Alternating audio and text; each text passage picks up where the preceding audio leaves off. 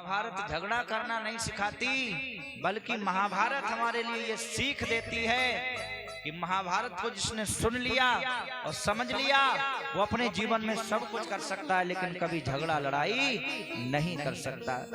महाभारत हमें तोड़ना नहीं सिखाती है, बल्कि महाभारत हमें आपस में जोड़ना सिखाती है। बोलो बोलो बोलो।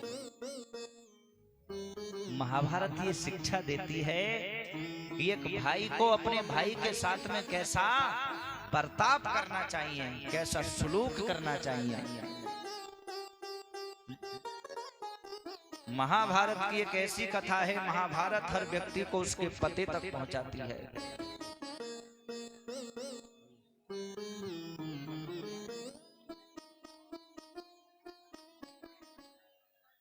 बोलो मरो मरो मेरे भैया मैयाओ,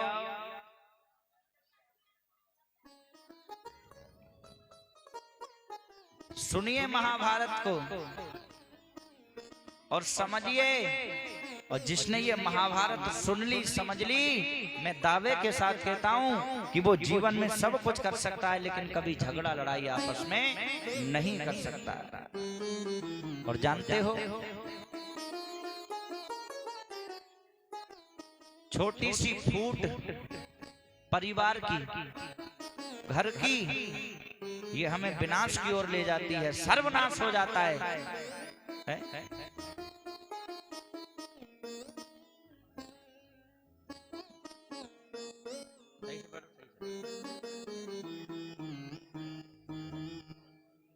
इसीलिए देखिए, फूट नहीं डालनी चाहिए हमें अपने परिवार में, अपने घर में, क्योंकि ये आपस की फूट आपस को ही खा जाती है। और कहते हैं कि फूट जो होती हैं दो प्रकार की होती हैं। कितने प्रकार की? दो प्रकार की फूट कौन कौन सी? एक फूट होती है पहले के समय में खेत में बेल के ऊपर पैदा होती थी। किन किन ने खाई है, जानते हो? फूट खाई है? जिसने खाई है वो हाथ उठाओ।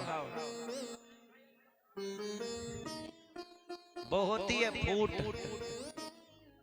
और एक फूट होती है जो कि हम अपने घर परिवार में आपस में लड़ाई झगड़ा करके पैदा कर लेते हैं। कितनी हो गई? दो। फर्क क्या है दोनों में? कि खेत की उपजी फूट को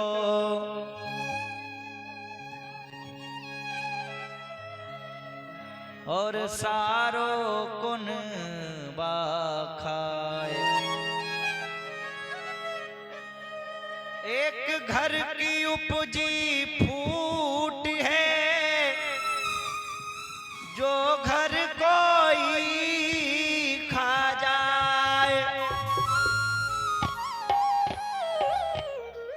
मेरे भैया, एक फूट होती है खेत में पैदा, उसे हमारा परिवार खाएगा, उसे हम खाएंगे, वो हमारे लिए बड़ी अच्छी है। और एक फूट हो गई जो हम अपने घर में पैदा कर लेते हैं झगड़ा करके, अब वो घर की फूट हमें खुद खा जाती है, घर को खा जाती है, परिवार को खा जाती है। थोड़े से धन के लालच में इतना बड़ा झगड़ा लोग कर लेते हैं। और देखिए, जहां फूट पड़ जाती है उस घर का सत्यानाश हो जाता है।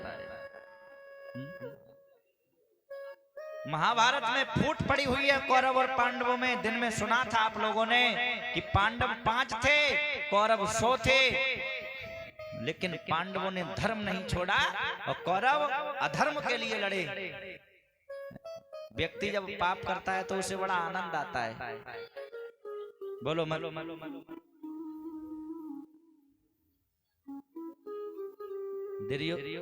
व्यक्ति जब कोई पाप करेगा तो बड़ा आनंद आएगा, लेकिन पाप का जो परिणाम होता है वो बड़ा ही भयंकर होता है।